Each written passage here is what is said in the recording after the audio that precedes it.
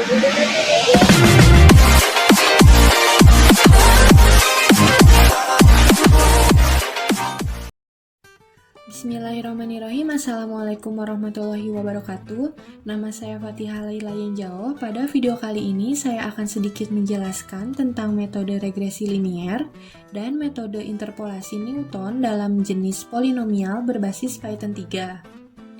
Polinomial ini bisa orde 1, 2, 3, ataupun lebih dari itu. Nah, ini untuk kasus yang pertama, tentang gerak lurus berubah beraturan atau GLBB. Sebuah mobil bergerak dipercepat dengan percepatan tetap. Melalui pengamatan diperoleh data kecepatan tiap waktu dari gerak mobil tersebut. Dengan metode regresi linier, tentukan besar percepatan mobil. Kemudian pada tabel 1 ini, ada data hubungan kecepatan terhadap waktu, di mana T adalah waktu dan V adalah kecepatan. Ketika 0 second, kecepatannya 20 meter per second. Ketika 1 second, kecepatannya 40 meter per second. Ketika 2 second, kecepatannya 60 meter per second. Ketika 3 second, kecepatannya 80 meter per second. Ketika 4 second, kecepatannya 100 meter per second. Ketika 5 second, kecepatannya 120 meter per second. Ketika 6 second, kecepatannya 140 meter per second. Ketika 7 second, kecepatannya 160 meter per second. Dan ketika 8 second, kecepatannya 180 meter per second. Nah, ini adalah pemrogramannya atau pemrograman eksekusi untuk menyelesaikan studi kasus yang pertama tadi. Di sini ada import NumPy as NP, kemudian ini akan memanggil modul polyfit, kemudian import matplotlib pyplot as plt untuk menampilkan grafik. Input data, xdata, nparray, 0, 1, 2, 3, 4, 5, 6, 7, 8. Ini merupakan data waktu dengan satuan second. Untuk Y datanya, nparray 20, 40, 60, 80, 100, 120, 140, 160, 180. Ini merupakan data kecepatan dengan satuan meter per second. Kemudian while true, M sama dengan eval input N polinomial orde, di mana nanti saya akan gunakan orde 1, 2, dan 3. Kemudian coef polyfit inputnya X data, Y data, dan M.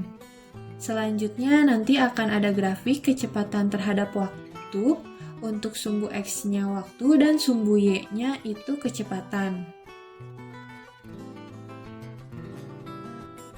Lalu ini adalah tampilan modul polyfitnya. Ini bisa menggunakan orde 1 yaitu regresi linier atau orde 2 yaitu regresi kuadrat atau orde 3, regresi kubik, dan seterusnya. Pada modul ini akan memanggil modul Gauss pivot. Nah, ini adalah modul Gauss pivotnya, yaitu metode Gauss untuk menyelesaikan matriks. Pada modul Gauss pivot, memanggil modul swap dan modul error. Ini untuk modul swapnya. Modul swap ini untuk mensimbolkan garis dan kolom. Kemudian ini untuk modul errornya. Modul error ini untuk memberikan notifikasi pada saat merunning pemrograman utama. Ketika ada kesalahan, maka modul error ini akan mengkoreksi. Kembali lagi ke pemrograman kasus pertama. Lalu dicoba run. Dicoba untuk orde 1 dulu. Nah, ini adalah bentuk grafik kecepatan terhadap waktu. Titik biru ini adalah data, sedangkan garis oranye ini adalah metode regresi polinom. Untuk koefisien orde 1 itu 20, 20. Kemudian coba orde 2. Ini bentuk grafiknya sama seperti orde 1. Koefisien orde 2 itu 20, 20, min 0. Ini A0, A1, dan A2. Kemudian coba orde 3. Ini bentuk grafiknya sama juga seperti orde 1 dan orde 2. Bentuknya itu linear. Untuk koefisiennya A0 20, A1 20, A2 min 0, dan A3 min 0. Ketika menggunakan orde 1, hasilnya sudah sesuai, di mana regresi polinomial sudah mendekati tren datanya. Selanjutnya, kasus kedua. Kasusnya sama seperti kasus pertama tentang GLBB, namun kasus kedua ini menggunakan metode interpolasi Newton. Untuk kasusnya itu, sebuah mobil bergerak dipercepat dengan percepatan tetap. Jika kecepatan awal mobil 10 meter per second dan besar percepatan 2 meter per second kuadrat, melalui sebuah pengamatan diperoleh beberapa data jarak tempuh pada waktu tertentu. Dengan metode interpolasi Newton, tentukan jarak tempuh mobil tiap 0,5 second selama 10 second pertama. Nah, pada tabel 2 ini, data hubungan posisi terhadap waktu, di mana T merupakan waktu dengan satuan second, sedangkan S merupakan jarak dengan satuan meter. Ketika 3 second, jarak tempuhnya 39 meter. Ketika 6 second, jarak tempuhnya 96 meter, dan ketika 9 second, jarak tempuhnya 171 meter. Nah, ini pemrograman utama untuk kasus yang kedua. Import NumPy as NP, import math from Newton Poly, import, di mana akan memanggil modul Newton Poly. Kemudian import matplotlib, pyplot as plt. Input datanya xdata sama dengan nparray 369. Ini merupakan waktu. Untuk y datanya nparray 39, 96, 171. Ini merupakan jarak tempuhnya.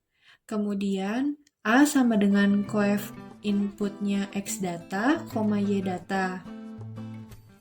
Lalu nanti akan memprint T adalah waktu, S intert adalah posisi yang dihasilkan oleh interpolasi Newton, dan S eksak adalah posisi yang dihasilkan oleh metode eksak. Untuk metode eksaknya menggunakan rumus fisika, yaitu V0 dikali A ditambah setengah AT kuadrat. Lalu nanti akan memunculkan grafik perbandingan data, interpolasi Newton, dan nilai eksak, di mana sumbu X-nya itu waktu, sedangkan sumbu Y-nya adalah perpindahan. Kemudian ini modul pemrograman Newton Poly-nya.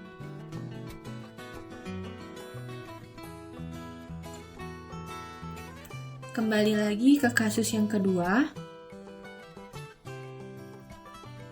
Lalu dicoba di run. Nah, ini data yang dihasilkannya. T adalah waktu di mana waktunya ini setiap 0,5 second selama 10 second pertama. Kemudian ini nilai posisi yang dihasilkan dari metode interpolasi Newton.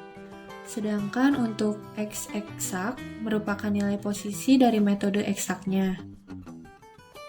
Dapat dilihat nilai kedua metode ini sama, sehingga bentuk grafiknya ini saling berhimpit antara data, metode interpolasi Newton, dan metode eksak. Sekian dari saya, terima kasih. Wassalamualaikum warahmatullahi wabarakatuh.